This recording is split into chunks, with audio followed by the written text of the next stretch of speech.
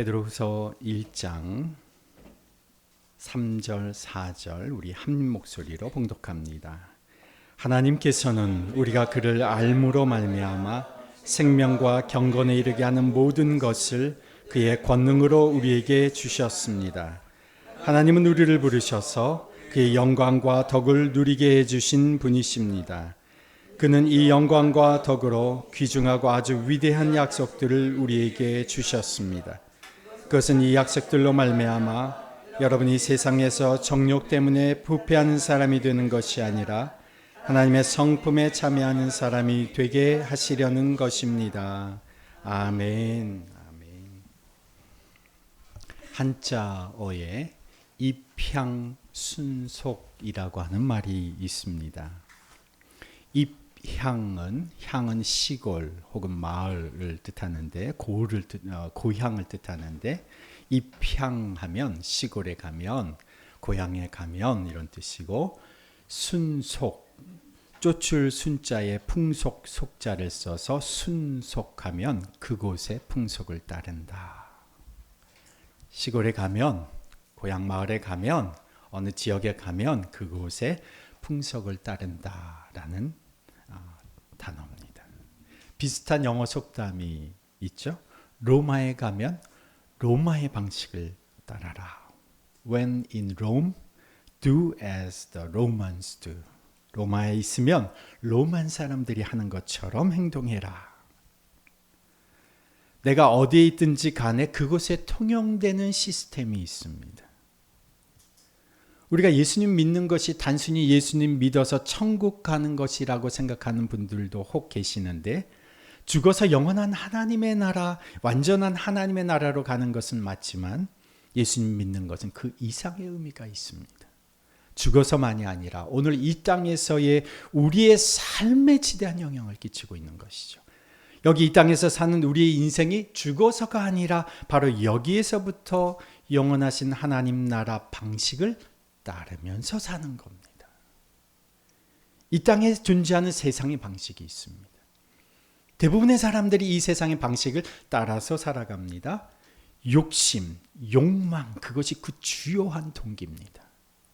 사람들을 짓누르고 밟지 않으면 내가 언제 짓밟힐지 모른다라고 하는 그런 불안감, 두려움 속에서 경쟁 속에서 비교하며 살아갑니다. 내 약한 부분, 내 치부를 드러내지 않으려고 자기 자신한테도 속이면서 살아갑니다. 언제 채워질지 모르는 욕망을 향해서, 욕심을 향해서, 성공을 향해서 막 달려갑니다. 그리고는 사람들 모르게 수없이 많은 죄를 지으면서도 사람들 앞에서는 깨끗한 척, 선한 척, 괜찮은 사람인 척 하며 살아갑니다. 그러나 이런 세상 안에서 살아가는 그리스도인들은 그런 세상의 방식을 거부하고 하나님 나라 방식으로 살아갑니다. 하나님이 기뻐하시는 것을 추구합니다. 우리의 마음의 중심을 살피시는 하나님 앞에서 숨길 것도 가릴 것도 없다는 생각으로 하나님 앞에서 겸허하게 겸손하게 살아갑니다. 선으로 악을 이기고 용서로 미움을 이기고 욕망을 자기 부인으로 이겨내고 성공과 돈이 아니라 섬김과 나눔으로, 그래서 손해보는 것조차 기쁨으로 여기면서 살아갑니다. 하나님 나라 방식으로 살아가는 사람이 그리스도인입니다. 죽고 나서가 아니라 이미 여기에서 세상 한가운데서 하나님 나라의 지배를 받는 삶이 시작되는 것입니다. 요한복음 5장 24절에 예수님이 이렇게 말씀하십니다. 내가 진실로 진실로 너에게 이르노니 내 말을 듣고 또 나 보내신 이를 믿는 자는 영생을 얻었고 심판에 이르지 아니하나니 사망에서 생명으로 옮겼느니라. 사망에서 지배를 받던 삶에서 생명으로 옮겨질 것이다가 아니라 사망에서 생명으로 옮겼느니라. 완료형으로 쓰여져 있습니다. 골로새서 1장 13절에서도 아버지께서 우리를 흑암의 권세에서 건져내셔서 자기의 사랑하는 아들의 나라로 옮기셨습니다. 우리는 그 아들 안에서 구속, 곧 죄사함을 받았습니다. 하나님께서 우리를 암흑의 권세에서 건져내셔서 아들의 나라 하나님 나라로 옮기실 것이다가 아니라 하나님 나라로 옮기셨다. 한번 따라해 보실까요? 나를 암흑의 권세에서 건져내셔서 하나님 나라로 옮기셨다. 이게 그리스도인 살아가는 삶의 방식입니다. 이 땅에서 우리는 이미 하나님 나라로 옮겨진 존재로 살아가는 것입니다. 우리의 소속이 이미 하나님 나라로 옮겨진 것입니다. 그래서 예수님을 믿으면 여기 이 땅에서부터 하나님 나라 방식으로 살아가게 되는 것입니다. 그러니까 세상 속에서 살아가는 우리들을 위해서 예수님이 이렇게 말씀하십니다. 누가복음 10장 19절에 보면 보라 내가 너희에게 뱀과 전갈을 밟으며 원수의 모든 능력을 제어할 권능을 주었으니 아무것도 너희를 해하지 못할 것이다. 우리가 이 땅 가운데서 살아가면서 예수 그리스도의 권세로 세상 가운데 하나님 나라 방식으로 살아가는 우리들에게 뱀과 전갈을 밟으며 사탄의 권세를 밟으며 우리를 해할 자가 아무도 없게 되는 그런 권세를 가진 자로 살게 해 주신다. 이게 하나님이 우리에게 주신 약속이죠. 그런데 원래 이 땅이 하나님 나라 방식과 다른 세상 방식이었느냐? 원래 그랬느냐? 그렇지가 않습니다. 원래 이 땅도 하나님의 방식대로 하나님의 원리에 따라 운행되던 세상이었습니다. 하나님께서 만드신 모든 것에는 하나님의 속성이 부여되어 있습니다. 작은 물건 하나를 만들어도 그 물건 하나에 만든 이의 생각과 관점, 의도가 담겨 있듯이 하나님께서 만드신 모든 것에는 하나님의 손길이 담겨져 있습니다. 이것을 로마서 1장 19절에 이렇게 말씀하십니다. 하나님을 알만한 일이 사람에게 환히 드러나 있습니다. 하나님께서 그것을 환히 드러내 주셨습니다. 이 세상 창조 때로부터 하나님의 보이지 않는 속성, 곧 그분의 영원하신 능력과 신성은 사람이 그 지으신 만물을 보고서 깨닫게 되어 있습니다. 그러므로 사람들은 핑계를 댈 수가 없습니다. 하나님이 만드신 자연, 그 자연만 유심히 살펴봐도 그 안에 하나님의 보이지 않는 속성, 곧 하나님의 능력과 신성을 깨달을 수 있다. 그래서 사람은 나는 하나님을 알지 못했어. 하나님 나를 가르쳐 주시지 않아서 하나님을 몰랐어요 라고 하나님 앞에서 변명을 할 수 없다는 겁니다. 만물에 이미 하나님의 신성이 담겨져 있다. 그런데 보세요. 만물에도 자연에도 하나님의 신성이 담겨져 있는데 하나님께서 만드신 창조물 가운데 하나님께서 심혈을 기울여서 만든 사람의 경우는 어떨까요? 하나님께서 흙으로 사람을 손수 빚으시고 그 안에 무엇을 부여해 주셨습니까? 하나님의 생기를 불어넣으셨다. 이 생기가 하나님의 호흡입니다.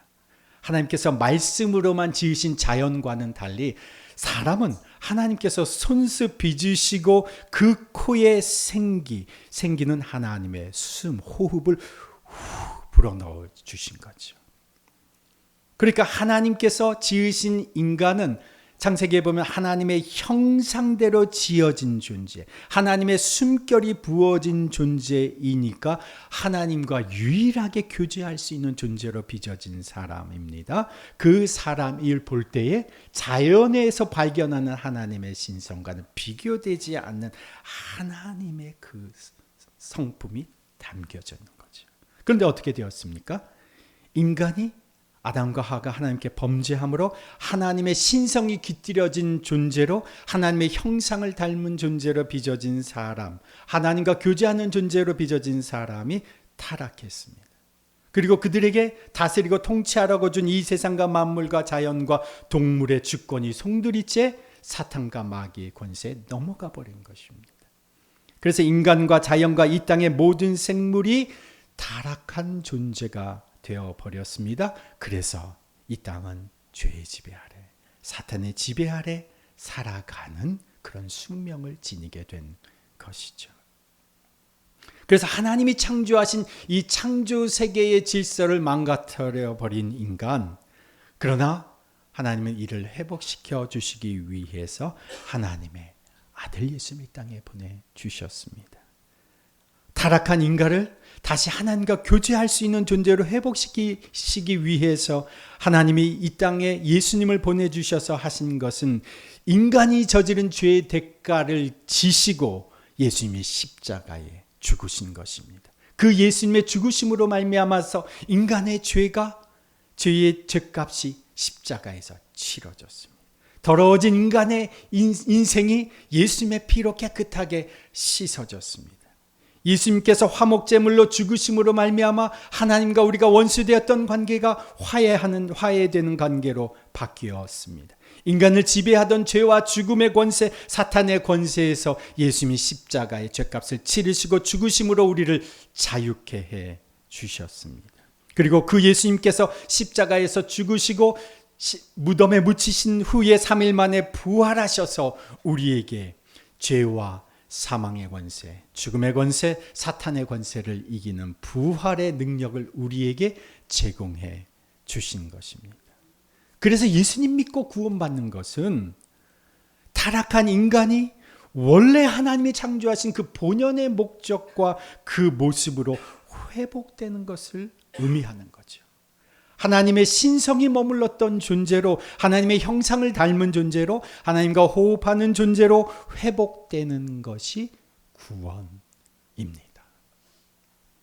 이런 이해를 가지고 베드로전서 1장 14절을 한번 읽어보겠습니다.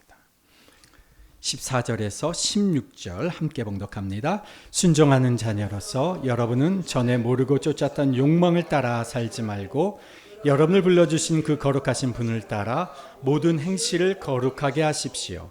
성경에 기록하기를 내가 거룩하니 너희도 거룩하여라 하였습니다. 아멘. 우리 인생이 타락하고 부패한 인생이었지만 그때는 하나님을 잘 알지 못해 하나님을 믿지 않았기 때문에 그렇게 살았다는 것입니다. 불순종의 아들들 가운데 역사하는 사탄의 지배 가운데 살았을 때는 욕망을 쫓아 살았다는 것이죠. 그러나 이제 예수 그리스도로 말미암아 우리는 순종하는 하나님의 자녀가 된 것입니다. 이제 예수님을 믿고 하나님께 순종하는 자녀가 되었으면 더 이상 이 세상의 방식, 부패한 인생으로 살아갈 것이 아니라 이제 우리를 부르신 그분을 따라 원래 하나님의 형상을 따라 지어졌고 한때 타락했지만 다시 하나님과의 관계가 회복되어진 그 창조의 목적대로 그분을 닮은 존재, 원래의 그 목적대로 그분과 호흡하며 그분을 닮은 삶을 살아가는 것이 그리스도의 삶이다. 그래서 하나님의 형상대로 지어진 하나님이 예수 그리스도의 피로 말미암아 우리를 구원하여 주셔서 그 형상이 회복되어진 우리에게 요구되는 것이 무엇이냐? 원래의 그 목적대로 내가 거룩하니 너희도 거룩한 삶을 살아라. 이것은요, 내가 거룩하신 그 하나님을 닮으려고 피나게 노력하는 그 노력을 통해서 얻어지는 것이 아니라 우리가 그렇게 창조되었고 한때 타락했으나 예수 그리스도로 말미암아 다시 회복된 존재라는 것을 알므로써 시작된다는 것이에요. 그래서 다시 베드로 후서 1장 3절로 돌아오시면 3절 말씀 우리 함께 한번 읽어봅니다. 하나님께서는 우리가 그를 알므로 말미암아 생명과 경건에 이르게 하는 모든 것을 그의 권능으로 우리에게 주셨습니다. 하나님은 우리를 부르셔서 그의 영광과 덕을 누리게 해주신 분이십니다. 우리가 예수 그리스도께서 우리에게 행하신 일을 제대로 이해하고 알면 우리는 그분을 통해서 하나님이 우리에게 예비해 주신 생명을 누리게 되고 또한 하나님 앞에서의 삶, 경건한 삶, 여기에서는 경건한 삶, 즉 거룩한 삶을 살게 된다는 것입니다. 내가 거룩하니 너희도 거룩하라. 어떻게 그것을 실천할 수 있는 삶을 살아가게 되느냐? 그리스도 그분을 알므로 말미암아. 그런데 그것이 어떻게 또 우리에게 가능해졌는지를 다시 한번 3절 보시죠. 하나님께서는 우리가 그를 알므로 말미암아 생명과 경건에 이르게 하는 모든 것을 그의 권능으로 우리에게 주셨습니다. 한번 따라해 보실까요? 생명과 경건에 이르게 하는 모든 것을 우리에게 주셨다. 다시 한번 생명과 경건에 이르게 하는 모든 것을 우리에게 주셨다. 이 비슷한 내용이 에베소서 1장 3절에도 하늘에 속한 모든 신령한 복을 우리에게 주셨다 이렇게 말하죠. 우리가 예수님을 알고 믿으면 우리가 생명, 영원한 생명이죠. 경건은 하나님의 거룩을 담는 거예요. 하나님 앞에서 영원한 생명을 누리게 되고 하나님의 그 거룩을 따라 이르게 되는 모든 삶을 살 수 있도록 하나님께서 우리에게 모든 것을 주셨다. 그렇게 될 수 있다는 거예요. 있다는 거죠. 여러분이 거룩한 자가 나는 거룩한 자가 될 수 없어. 나는 거룩한 사람이 될 수 없어가 아니라 하나님의 거룩을 부여해 주시고 신성을 부여해 주시고 거기에 필요한 모든 것을 제공해 주신다. 그래서 4절 말씀을 보시면 4절 말씀 함께 읽습니다. 그는 그 영광과 덕으로 귀중하고 아주 위대한 약속들을 우리에게 주셨습니다.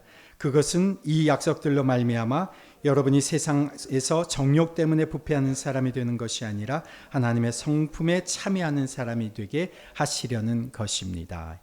여기서 약속이라는 단어가 복수로 나오는데 이 약속은 뒤에 베드로 후서에 보면 언급되어 있는 게 예수님이 다시 오시는 사건, 제 이름을 말합니다. 예수님이 다시 오신 때에 우리가 그 예수님을 다시 만날 존재로서 이 세상에서 썩어 없어지는 부패한 존재로 살아가지 않고 하나님의 성품에 참여하는 사람으로 살게 하신다. 이것이 바로 이 4절의 내용입니다. 그래서 4절 후반절을 보시면 이렇게 되어 있죠. 여러분이 세상에서 정욕 때문에 부패하는 사람이 되는 것이 아니라 하나님의 성품에 참여하는 자가 되게 하시는 것입니다. 하나님의 성품에 참여하는 자가 되게 하시는 것이다. 이 부분은 개역개정 성경에서는 신성한 성품에 참여하는 자가 되게 하려 하셨느니라 라고 하는 단어입니다. 이 하나님의 성품에 참여하는 자라고 하는 단어를 제가 주목해서 보았는데 이 단어가 헬라어 단어로 보니까 코이노노스라고 하는 단어입니다. 이 영어로는 partaker라고 하는 단어인데 한글로 참여하는 자. 한글 옛날 한글 개역 한글 성경에서는 참예하는 자 이렇게 되어 있습니다. 이 코이노노스라고 하는 단어 참여하는 자라고 하는 이 단어가 어떤 일에 능동적으로 참여해서 그 일에 영향을 미치기도 하고 그 일에 수혜를 얻기도 하는 사람을 코이노노스라고 하는 단어로 설명합니다. 그래서 이 코이노노스라고 하는 단어가 성경에 다른 데도 쓰여져 있는데 거기에 보면 동역자, 동료, 반려자 혹은 사귀는 자라는 뜻으로 번역되기도 합니다. 누가복음 5장에 보면 시몬의 동업자인 야고보와요. 똑같은 동업자라는 뜻이 똑같은 단어가 쓰였고요. 디도로 말하면 디도는 나의 동료다. 동료라는 말도 이 똑같은 단어가 쓰여져 있습니다. 참여하는 자. 여기서 또한 앞에 그 단어 하나님의 성품 개역개정에서는 신성한 성품이라고 되어 있는데 하나님의 성품, 신성한 성품을 줄이면 뭐라고 말할 수 있느냐? 신성한 성품 줄여서 신성이다 이렇게 말합니다. 신성을 거룩함이라고 표현하는 신성이라는 단어도 있지만 하나님의 성품, 하나님의 성질이라고 하는 뜻의 신의 성질이라고 하는 뜻으로 신성이라고 하는 말이 있어요. 하나님의 성품, 거룩한 성품, 신의 성품 해서 신성이라고 표현하죠. 하나님께서 우리에게 예수님을 보내주셔서 타락한 인생을 이 세상의 방식에서 건져주시고 구해주신 것은 원래 하나님의 형상대로 지어진 우리를 하나님의 신성을 회복시켜 주시기 위함이라는 겁니다. 그렇게 예수 그리스도로 말미암아 회복된 인생은 하나님의 그 신적인 성품에 참여하는 자 코이노노스가 되는 거죠. 하나님의 숨결, 하나님의 호흡이 회복된 자라는 겁니다. 하나님의 신적인 성품에 참여하고 있는 자라는 거죠. 그래서 예수님 믿는 것은 내가 그 거룩하신 하나님의 성품을 내가 배워야지 따라야지 이것이 아니라 예수로 말미암아 하나님의 신적인 성품이 우리 안에 이미 회복되어져 있음을 알고 그 하나님의 질서 속에서 살아갈 때에 하나님의 성품을 쫓아 살게 된다는 것을 의미하는 겁니다. 여러분, 아기가 태어나면 뭐가 주어질까요? 호흡이 주어집니다. 아기가 태어나면, 생명이 태어나면 그의 피부 색깔도 주어지고요. 혈액형도 주어져요. 생명이 태어나면 언어도, 물론 그건 부모님에서 후천적으로 배우게 되지만 언어도 주어집니다. 부모와 소통할 수가 있습니다. 그리고 유전자도 주어지는 겁니다. 누구로부터 물려받습니까? 다 부모로부터 물려받죠. 예수님을 믿는 것은 성령으로 태어나서 하나님께서 우리에게 주신 그 모든 하나님의 신적인 성품이 주어지는 것이에요.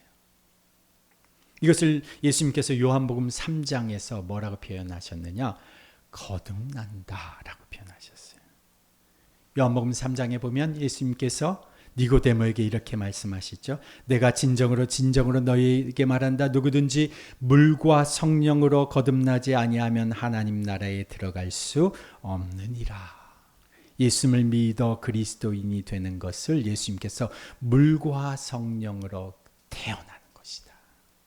물은 세례를 의미하는 것으로 공개적으로 믿음을 고백하는 것을 말합니다. 성령은 그런 자에게 임하시는 성령의 역사를 통해서 하나님의 자녀 그리스도인으로 태어나는 것을 말하는 겁니다. 그래서 예수를 고백하는 믿음으로 말미암아 성령 안에서 하나님으로 태어난 자가 그리스도인인 것이죠. 성령으로 태어나면 주어지는 것이 있습니다. 하나님의 형상이 내 안에 회복되어지죠. 하나님을 닮은 성품이 주어지는 것입니다. 하나님의 신적인 성품이 우리에게 주어지는 것입니다. 하나님의 질서가 내 안에 생겨나는 겁니다. 하나님의 방식이 내 안에 주어지는 겁니다.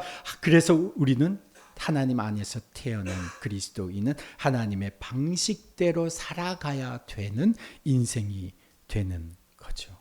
이를 위해서 이렇게 살아갈 수 있도록 베드로후서 1장 3절에 생명과 경건에 이르게 하는 모든 것을 우리에게 그의 권능으로 주셨다.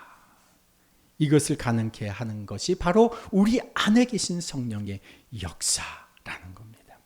우리를 이렇게 거듭나게 하시려고 성령을 우리에게 보내주셨죠. 이 성령이 우리 안에 거듭날 때 한 번 우리 가운데 역사하시는 영이 아니라 우리 안에 계시는 영입니다. 그분이 바로 그리스도의 영이십니다. 이 예수 그리스도의 영, 그분이 우리 안에 계시는 거죠. 그래서 오늘도 우리가 하나님의 그 신성한 성품에 참여하는 자로 살아갈 수 있도록 힘과 능력을 부여해 주시는 분이 바로 우리 안에 계신 성령이시라는 거죠. 이 일이 모든 진정한 그리스도인들에게 일어나고 있다는 것입니다. 여러분, 거듭나셨습니까? 성령이 내 안에 계심, 여러분 확신하십니까? 이것을 증명해 보이는 것은 쉬운 일이 아닙니다. 그런데 예수님께서 이렇게 말씀하셨어요. 요한복음 3장에 바람을 볼 수 없는 것처럼 성령이 어디에서 와서 어디로 가는지 알지 못하지만 바람이 흔드는 나무 가지를 보면 알 수 있다. 성령이 일으키시는 내 안의 변화를 보면 성령이 내 안에 계심을 우리는 알 수가 있다는 것입니다. 우리가 잘 아는 요한 웨슬레. 여러분, 요한 웨슬레는 누구나 다 들어보셨죠. 8세기 영국 전역에 위대한 하나님의 사람으로서 쓰임받으며 믿음의 부흥을 일으켰던 사람입니다. 그를 통해서 감리교회가 시작되었습니다. 그런데 이 요한 웨슬레도 구원의 확신이 없었어요. 예수님을 믿는다고 자신은 얘기는 하지만 나는 구원받은 백성인가? 여기에 대한 확신이 없었습니다. 그런데도 믿기는 믿으니까 설교는 하러 다녀요. 그런데도 안에서 고민인 나는 구원받은 자인가? 이 확신이 없었어요. 그런데 그 일이 일어났습니다. 언제? 1738년 5월 24일. 어떻게 그날을 알 수 있는가? 그가 그날을 적어놓고 일기에 적어놓았어요.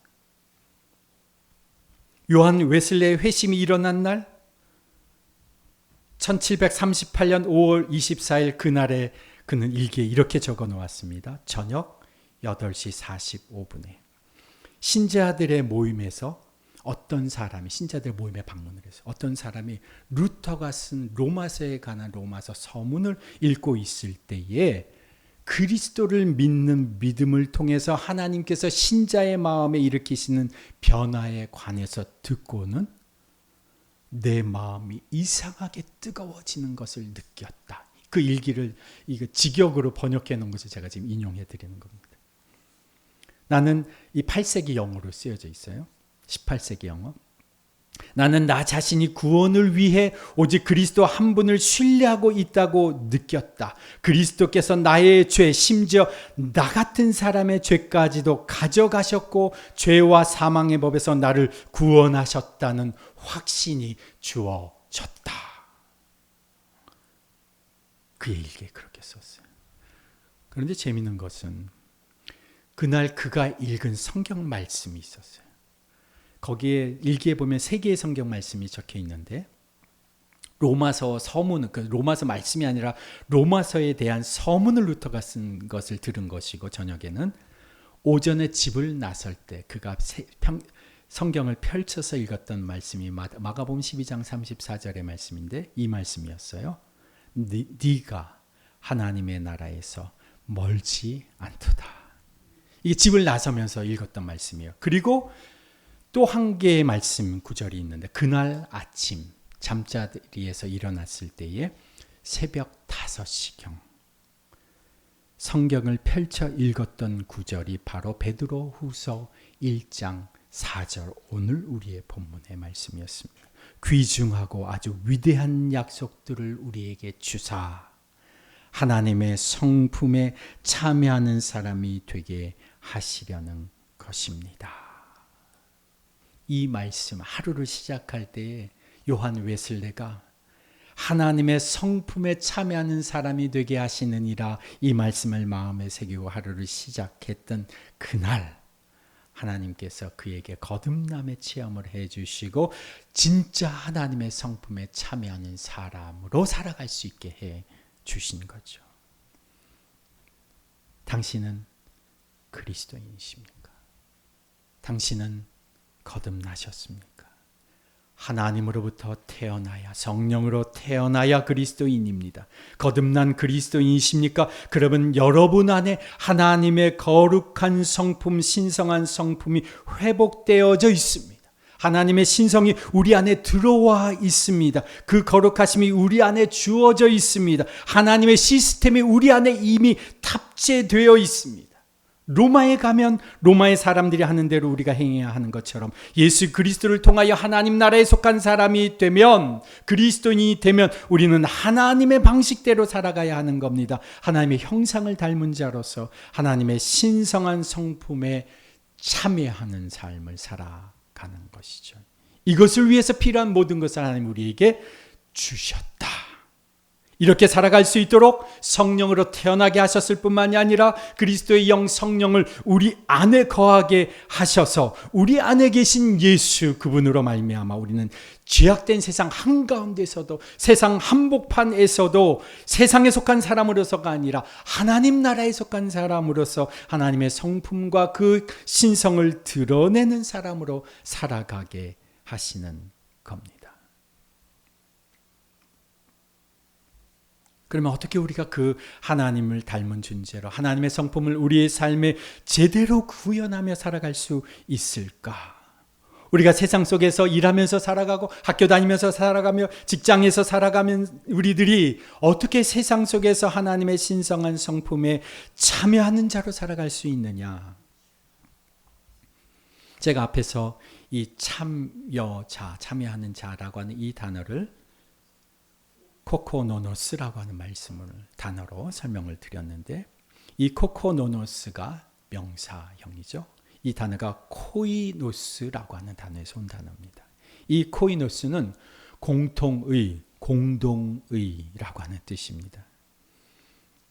이 코이노스라고 하는 단어에서 또 유래된 단어가 코이노니아라고 하는 단어, 교제라고 하는 단어죠. 하나님이 우리에게 당신의 거룩을, 당신의 신성을, 당신의 성품을 공유해 주셔서 우리가 그걸 참여할 수 있게 된 거죠. 그런데 공유되는 순간 그것은 훼손될 수 있는 위험에 노출됩니다. 그러니까 코이노스라고 하는 이 단어의 또 다른 뜻이 공유회, 공동회라고 하는 또 다른 뜻이 뭐가 있냐면 더러운 불결한이란 뜻이 있습니다. 하나님이 자신을 우리에게 공유해 주시는 순간, 하나님이 자신의 거룩과 자신의 신성을 우리에게 공유해 주시는 순간 그것은 훼손되고 당신의 선의가 왜곡되고 당신의 사랑이 무시되는 환경에 노출되는 것입니다. 그럼에도 불구하고 하나님은 하나님의 아들 예수님을 보내셔서 자신의 신성을, 거룩함을, 거룩한 성품을 우리에게 보여주시고 알게 해주시고 들려주시고 느끼게 해주시고 만지게 해주셨습니다. 어떻게 우리가 세상 속에서 그 하나님의 신성한 성품에 참여한 자로 살아갈 수 있느냐? 바로 그 예수 그리스도를 통해서 가능하다는 겁니다. 예수 그리스도를 어떻게 해요?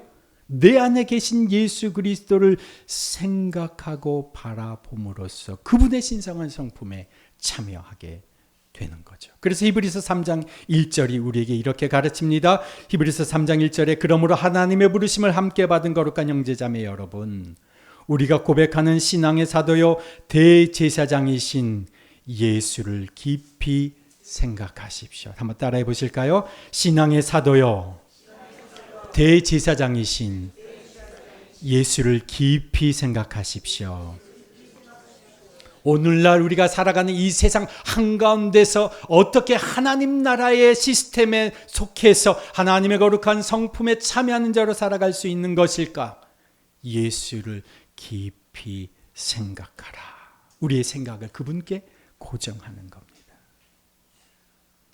여러분 살아가면서 여러분의 생각이 어디에 고정되어 있습니까? 우리의 생각을 그분께 고정하는 겁니다. 우리는 말씀을 통해서 그분의 생각을 알 수가 있습니다. 그분의 계획을 우리는 말씀을 통해서 알 수가 있습니다. 그분이 행하시는 일들을 우리는 말씀을 통해서 알 수가 있습니다. 그래서 우리가 예수를 깊이 생각하기 위해서 우리는 그분의 말씀을 묵상하는 거죠. 우리가 사순절 기간 동안 여러분 표에 보시면 이 표 하루하루에 마태복음에서 예수님께 집중할 수 있는 본문의 말씀들이 다 배치되어 있어요. 그분의 삶의 여정이 다 이곳에 기록되어 있습니다. 길지 않은 구절 매일매일, 그리고 시편의 말씀을 통해서 그분께 우리의 시선과 생각을 고정시키는 겁니다. 여러분 며칠 동안요? 사순절 기간이 40일 동안입니다. 주일을 빼고 40일입니다. 이 40일 기간 동안 그분의 말씀, 그분의 삶, 그분의 성품, 그분의 인격을 깊이 생각해 보시기 바랍니다. 그러면 변화는 시작됩니다. 하나님의 역사는 시작됩니다. 사순절 기간 동안 이 예수님을 깊이 생각하는 우리의 생각, 우리의 집중된 그분을 향한 생각을 통해서 우리는 행동이 변화됩니다. 반복되는 행동은 무엇이 됩니까? 습관이 되죠. 습관이 계속되면 주님의 성품이 내 안에 자리 잡게 됩니다. 이 성품은 그리스도의 변화된 인격으로 드러나고 이 변화된 인격이 내가 누구인가를 증명하는 겁니다. 베드로후서 1장 11절의 말씀 함께 봉독합니다. 또한 여러분은 우리의 주님이시며 구주이신 예수 그리스도의 영원한 나라에 들어갈 자격을 충분히 갖출 것입니다. 영원한 나라에 들어갈 자격을 충분히 갖춘 자로 증명되는 것이 어디에서부터 시작되느냐? 생각을 그리스도께 고정하고 나의 삶의 작은 실천으로 그분과 함께 동행하는 습관을 만들고 그분과 동행하는 습관을 통해서 내 안에 하나님의 성품을 그리스도의 성품으로 채워져 가고 그것이 인격이 되면 하나님 나라에 들어갈 자격을 얻는 자로 인정받는 겁니다. 특별히 이번 사순절 릴레이 아침 기도회는요, 아침 금식 기도회로 갑니다. 그러니까 40일을 우리가 아침만 금식하는 거죠. 우리 이번에 조나무 집사님 위해서 이것을 위해서 같이 가정을 위해서 조나무 집사님을 위해서도 또 우리 필리핀 홍진호 선교사님을 위해서도 기도가 필요합니다. 우리 안에 하나님께서 치유의 기적을 행하신 것을 우리가 경험하지 않았습니까?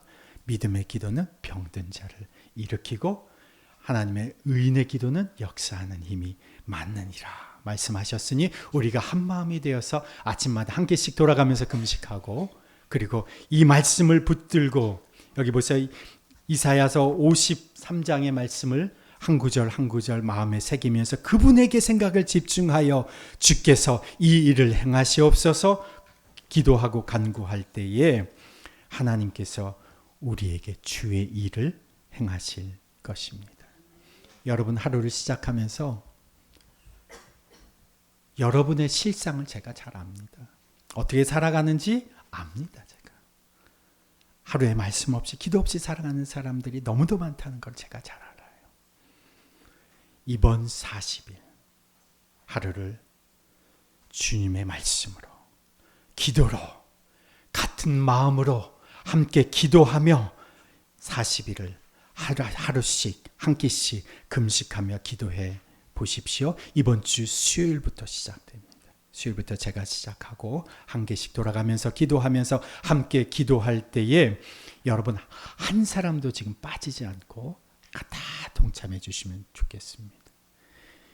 아침 금식은 한 사람씩 혹은 두 사람씩 들어가 있고 한 번이나 두 번만 들어가 있지만 아침에 함께 기도하는 이 기도로 함께 기도하는 것은 한 사람도 빠짐없이 동참하시면 좋겠습니다. 40일 아침마다 주님의 말씀으로 주님을 깊이 생각하면서 하루하루를 시작하는 40일의 여정이 시작되면 나에게는 거룩한 습관이 생겨납니다. 나에게는 그분의 거룩한 성품을 닮아가는 삶이 시작됩니다. 거룩한 성품을 하나님의 성품을 닮은 인격이 되어져 갑니다.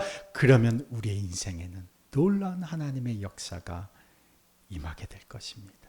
오늘 우리가 세상 한가운데서 한복판에서 살아가지만 우리는 세상의 방식대로 부패한 인생으로 살아가는 것이 아니라 하나님의 지배를 받으며 하나님 나라 방식으로 하나님의 성품에 참여하는 자로 세상 가운데서 살아가게 될 것입니다.